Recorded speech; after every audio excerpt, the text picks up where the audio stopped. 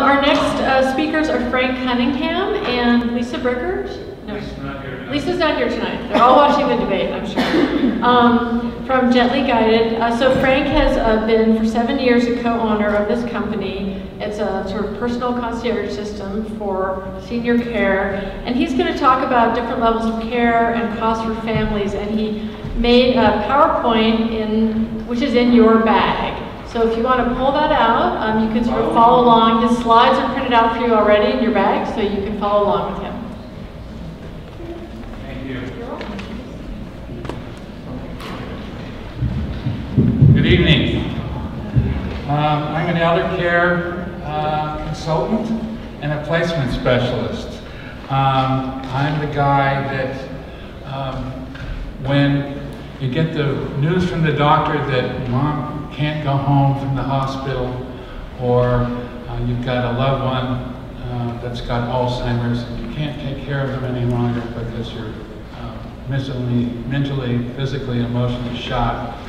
I'm the guy that helps you take the angst out of looking for either an independent living, assisted living, memory care, or residential board and care. I run a personal concierge service. So I will meet the family, I do an intake, I get a budget, I get a geography, I get what the client needs in terms of ADLs, like activities of daily living, bathing, dressing, toileting, that sort of information. With that information, and I get a budget, and armed with that, I go out and find facilities that fit your budget, fit the needs, and fit the geography. I'll go out and find 3, 4 different places, serve them up to you as possibilities, set up tours for you at your convenience. Can you stand the microphone so we can hear better? Set up tours for you at your convenience. And then what I do is either take you or meet you at the facility, introduce you to the owners, the directors, whatever the case may be. I personally know all the facilities between Duarte and Burbank personally, so I know the owners, the executive directors in that location, and all of the different varieties of assisted living. Now I mentioned some of them. We've got independent living. We've got what are known as CCRCs, continuing contract communities, assisted living communities, memory care, and residential boarding cares. Independent living is independent living, and you've got places that are, you've got gyms, swimming pools, bistros, excursions, a lot of trips to here, there, and everywhere. And those places are normally month-to-month facilities. You pay by the month. If you don't like it, 30 days notice and you're out of there. Typically in this area, they're going to run from anywhere from $3,500 to $7,000 a month, depending upon what you want. Continuing contract communities are where you sign a contract going in. It's commonly referred to as a buy-in community. And the buy-ins are varying degrees. They go from $75,000 to Montecito's $750,000 to buy into the place. What you get for that is you can move in independently. Then when you need assisted living, it's there for you. When you need memory care, it's there for you. and when you need a skilled nursing, it's all on the same campus. So it's convenient, and they have different contracts where you get varying amounts back. If you don't like it, you can get some of your buy-in back. If you pass away, it reverts to your loved ones. As I said, examples would be like around here, Atherton Baptist, Westminster Gardens, Royal Oaks, Villa Gardens, and Montecito. Assisted living is where your loved one needs some ADLs,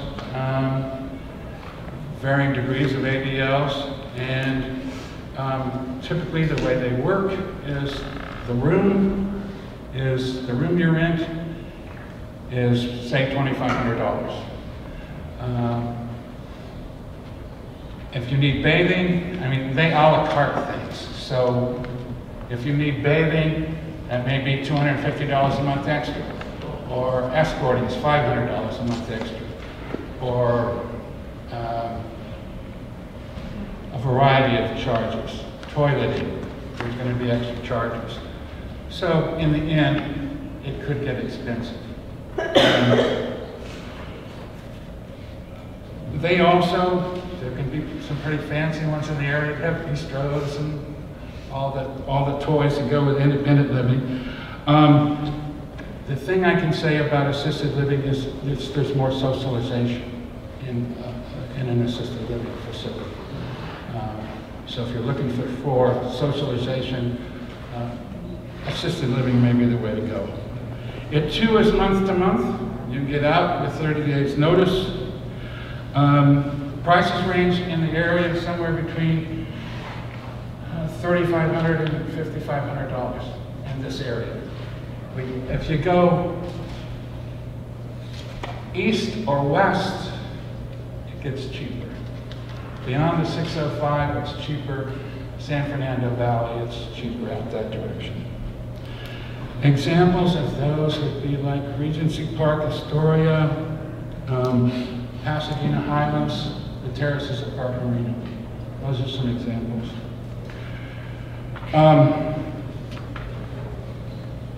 Memory care is for those folks that have Alzheimer's and dementia, that still require some socialization. And in some communities, some assisted living communities, they have memory cares where they actually mix the populations. Some of them, they don't mix them. I mean, they'll eat separately, or another community may have everybody eat together. But they're locked facilities, normally squares, hallways, circles, activities galore in these memory cares, and socialization. They go on trips, they go to the beach, they go to the store, they go to the casinos, believe it or not. And the caregiving ratio in a memory care unit is about 1 caregiver to 4 or 5 clients.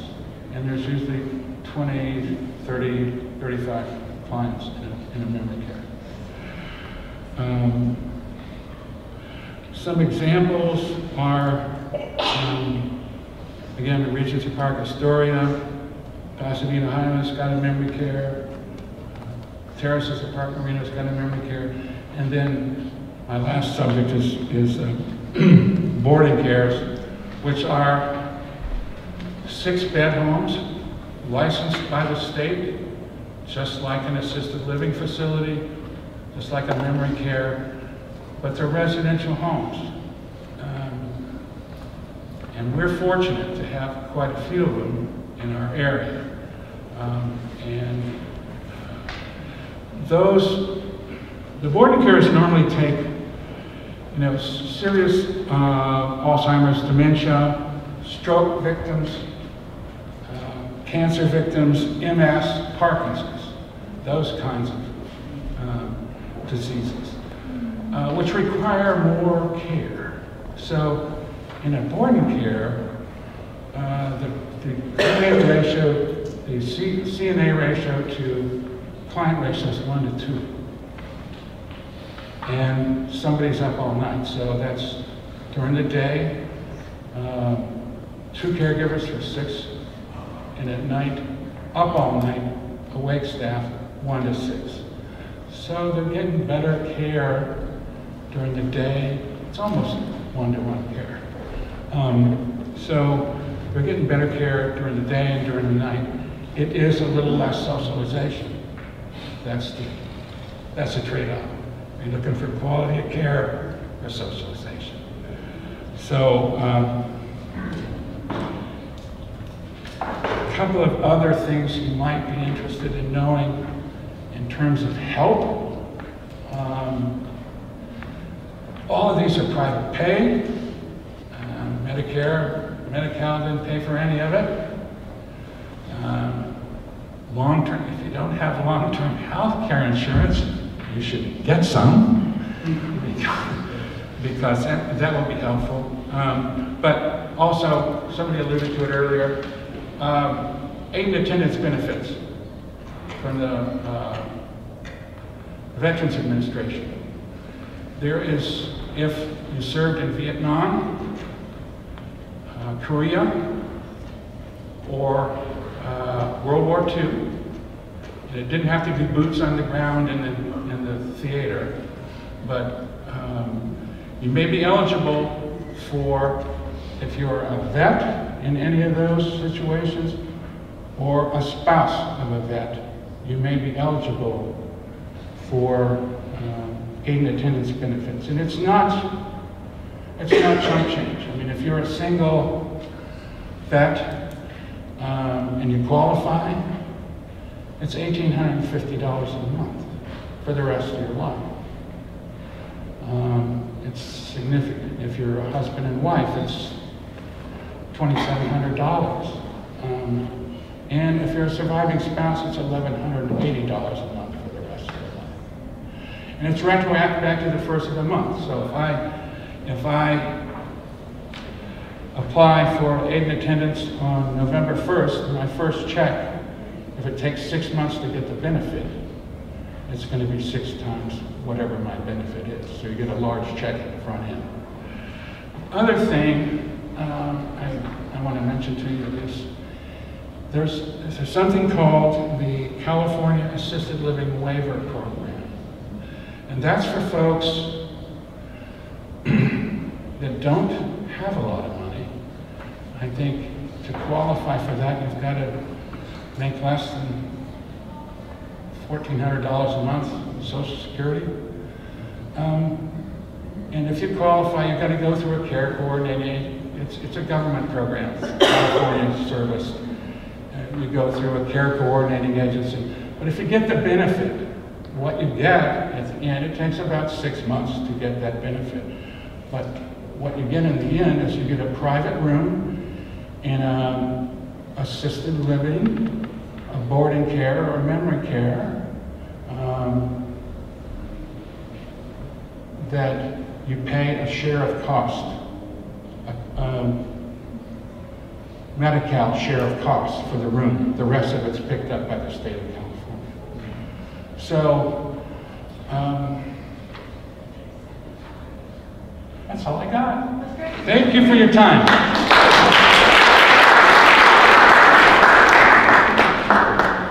That's great, Frank. It's very helpful to know the landscape around us, what's out there, and what it all means. And I hope, again, for everyone here tonight, it's a little overwhelming, I realize, but I hope this makes you see that there are people who this is what they do for a living and what they know this like the back of their hands. So they're here to help you in the future.